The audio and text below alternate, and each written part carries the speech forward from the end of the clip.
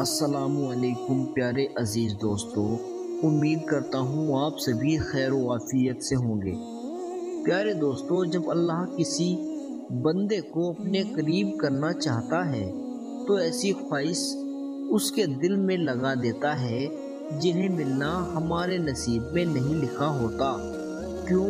جب نصیب میں نہیں لکھا ہوتا تو دل کیوں ایسی خواہش میں لگتا ہے؟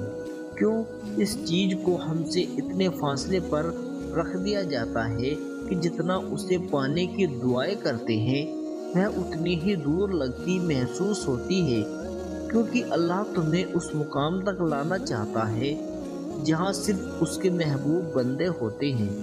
وہ مقام جہاں تک سب کی رسائی نہیں ہوتی، وہ مقام جہاں ہمارا صبر، ہمارا توکل، ہمارے آنسو، ہمارے سجدے اور ہماری عبادت تمہیں اس کا پیارا بناتی ہے، اور ہر کوئی تو اس کا پیارا نہیں ہوتا نا۔ اور تب اپنے لیے مانگتے مانگتے تم اس راستے پر چل پڑتے ہو جن کے آخر میں وہ تمہارا منتظر ہے۔ تم نے دعا مانگی، تمہیں لگ رہا ہے کہ قبول ہوگی یا نہیں، مگر کبھی کبھی اللہ تعالیٰ تمہاری نہ سن کر تمہیں تکلیف میں ڈالتا ہی اس لیے ہے۔ وہ تکلیف ایک وجہ ہوتی ہے اللہ کی طرف سے جو تمہیں صبر کرنے کا حوصلہ دیتی ہے، اور یہی تمہاری دعاؤں کی قبولیت ہے، یہی التجا کا جواب ہے۔ اللہ کا جواب یہ بھی وہی چاہتا ہے، وہ بھی تمہیں دینے کے لیے راضی ہے، بس تمہیں سننا چاہتا ہے بار بار، کیونکہ تمہارا اس کو بلانا اچھا لگتا ہے۔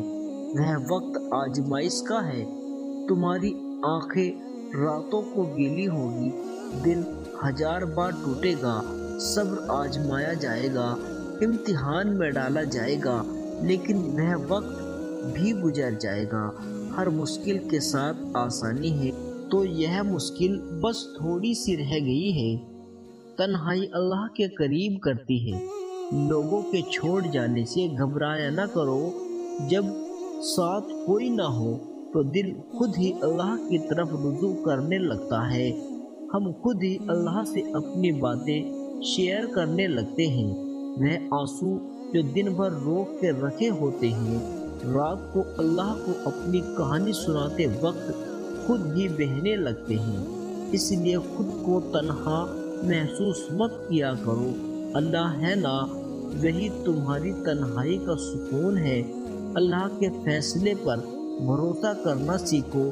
کچھ پریشان کر رہا ہے، اداس ہو، فیصلہ نہیں کر پا رہے ہو، ایک بار اللہ سے بول کر تو دیکھو، اسے بتاؤ، اس کے ساتھ مشورہ کرو، اس سے دعا مانگو، پھر دل سے یہ خوف نکال دو کہ کیا ہوگا کیا نہیں۔ جو بھی ہوگا بہترین ہوگا، اسے ہی توکل کہتے ہیں۔ جب توکل اتنا مضبوط ہو جائے تبھی معجزے ہوا کرتے ہیں۔ بس تمہیں اپنے معجزوں کا انتظار کرنا ہے۔ توکل سے زندگی میں کچھ باتیں اور دکھ ایسے ہوتے ہیں جنہیں اللہ کے سوا کوئی نہیں سمجھتا۔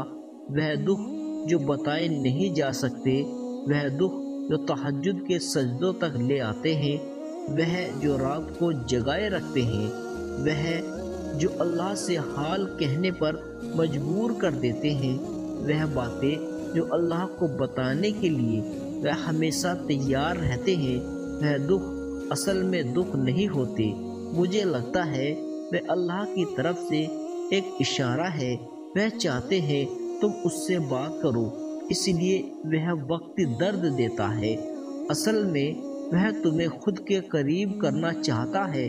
اللہ سے مانگا نہیں ملا تو پھر ضرور اللہ کے کچھ خاص تمہارے لیے چن لیا ہے، بہتر کو بہترین سے بدل دیا ہے، کیونکہ اللہ تعالیٰ کا کوئی بھی فیصلہ بے مقصد نہیں ہوتا۔ کچھ چیزیں وہ ہمیں مانگنے سے پہلے ہی عطا کر دیتا ہے، اور کچھ چیزیں شاید ہمارا نصیب ہی نہیں ہوتی، کیونکہ وہ اس کی مصلحت ہے۔ صرف وہ جانتا ہے ہمارے لیے کیا اچھا ہے کیا برا، ہم اسے شکوہ نہیں کر سکتے۔ کہ ایسا کیوں کیا، ہمیں بس اس کی مصلحتوں پر بھروسہ کرنا ہے، کیونکہ اللہ کہتا ہے بے شک ہر مشکل کے ساتھ آسانی ہے۔ اللہ تعالیٰ امتحان لیتا ہے، تمہارے صبر کا امتحان، تمہاری دعاؤں کا امتحان، توکل کا امتحان، تمہارے انتظار کا امتحان، برداشت کا امتحان، اور یہ امتحان کہ سہنا مشکل بھی ہوتا ہے۔ کبھی کبھی ہم تکلیف برداشت نہیں کر پاتے اور اپنی دعاؤں پر توکل کرنا چھوڑ دیتے ہیں۔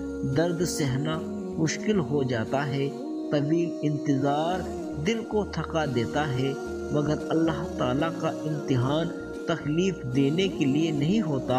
اور غور کرو تو پتہ چلے گا، جب تم اس امتحان میں نہیں تھے تب تم اللہ کے اتنا قریب نہیں تھے جتنا اس درد نے تمہیں اللہ کے مزید قریب کر دیا ہے۔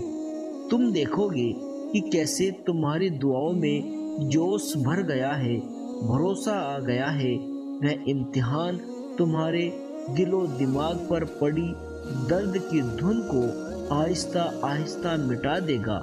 شاید یہ وہی راستہ ہو جو اللہ نے بنایا ہو تمہیں اپنی طرف لے کر آنے کا۔ تو بس صرف اللہ پر بھروسہ کرو اور صبر سے اپنے معجزے کا انتظار کرو۔